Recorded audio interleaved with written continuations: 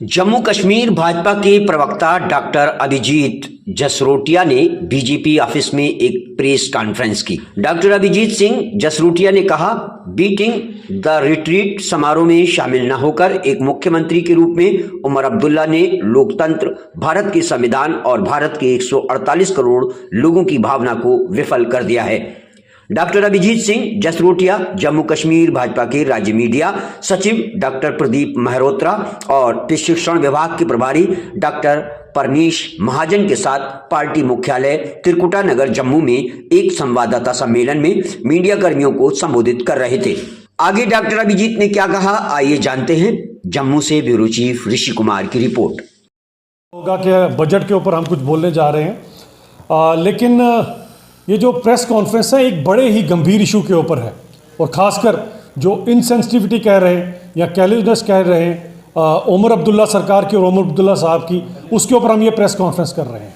और कहीं ना कहीं मैं इसलिए रिलेट करना चाहता हूँ आज के बजट सेशन के साथ कि जिस समय आज उमर सरकार और उमर अब्दुल्ला केंद्र की तरफ देख रहे होंगे कि जम्मू कश्मीर के लिए बजट क्या आता है, उसी समय पर मैं उमर अब्दुल्ला सरकार को ज़रा कुछ याद करवाना चाहता हूँ कि जहाँ पर आपकी और आपके मंत्रियों की इस समय आंखें शायद चश्मा डालकर आप बैठे होंगे देखने के लिए कि बजट में जम्मू कश्मीर को क्या मिलता है, वहाँ पर एक चीज़ जो बड़ी इंपॉर्टेंट है उमर साहब, वो ये है कि हमें संघ में एक चीज़ सिखाई गई थी और वो संघ का एक गीत है कि देश हमें देता है सब कुछ, हम भी तो कुछ देना सीखें। ये जो गीत है ना उमर साहब, इसमें बहुत बड़ा एक मतलब है कि देश तो हमें सब कुछ देता है, लेकिन हम अपने देश को क्या देते हैं, ये उमर साहब आपको और आपके मंत्रियों को अच्छी तरह से पता होना चाहिए। क्योंकि एक जो इंसिडेंस अभी 2 दिन पहले हुआ, बीटिंग द रिट्रीट सेरेमनी, जिसके अंदर शायद आज तक जम्मू कश्मीर के इतिहास में भी ऐसा नहीं हुआ कि जो सरकार उस समय यहाँ पर हो उनकी तरफ से कोई उसे अटेंड ना करे, लेकिन उमर साहब और उमर साहब के मंत्रियों में से कोई भी बीटिंग द रिट्रीट सेरेमनी में नहीं आया। और ये बीटिंग द रिट्रीट सेरेमनी कोई छोटी मोटी बात नहीं है। गणतंत्र भारत, जिसे गणतंत्र कहा जाता है, और वो जो गणतंत्र बना उसके लिए कई लोगों के प्राण, कई लोगों की शहादत और कई लोगों की इसमें योगदान है। जहां पर इस देश के संविधान, इसे गणतंत्र बनाने में हमारे बाबा भीमराव अंबेडकर ने हमें इस देश का संविधान दिया, वहां पर दूसरी तरफ हमें यह नहीं भूलना चाहिए कि गणतंत्र का उमर साहब असली मतलब क्या है। गणतंत्र 2 लफ्जों से बनता है, एक गण और दूसरा तंत्र। गण यानी कि पूरी जनता और तंत्र यानी कि प्रणाली। तो जनता द्वारा जो प्रणाली तय की जाती है, जहाँ जिसे कंट्रोल किया जाता है, उसे गणतंत्र कहा जाता है उमर साहब, और यह किसी परिवार तंत्र से कई गुना ऊपर होता है। शायद आप आज भी उसी परिवार तंत्र में जी रहे हैं उमर साहब, इसीलिए आपको गणतंत्र की अहमियत नहीं पता।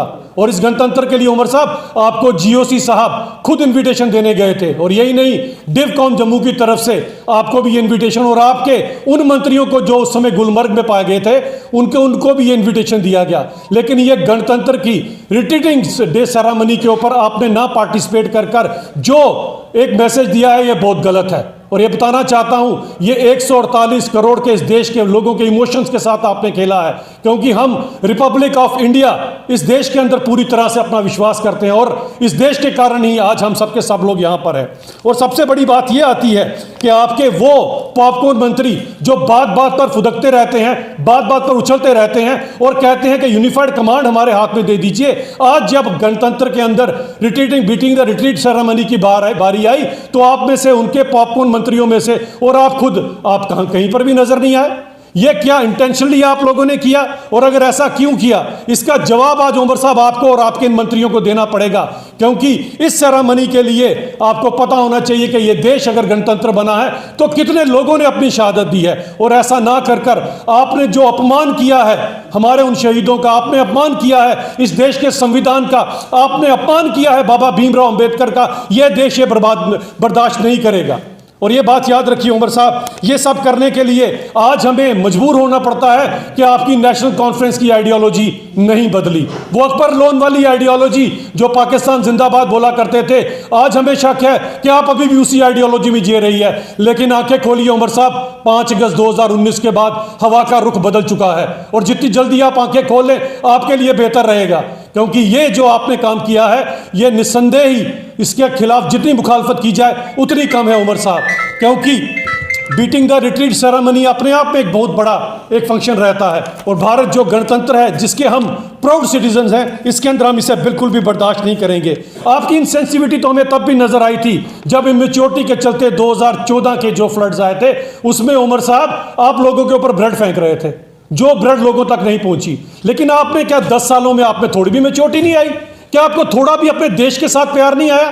अरे आपके देश में वो जो नीले कलर की छोटी सी एक आप विदेश की यात्रा करते हैं, उसके ऊपर बड़े बड़े अक्षरों में लिख रखा है republic of India for which we are proud of. I don't know what about you Amar Sahab, are you proud और not, but the way you have done the things, this proves that you don't have any emotions for my country, and I am saying it my country because I don't think that the situation which your ministers have created, मुझे नहीं लगता कि आपको इस देश से प्यार है। अगर होता तो आप बीटिंग द रिट्रीट सेरेमनी में जरूर आते।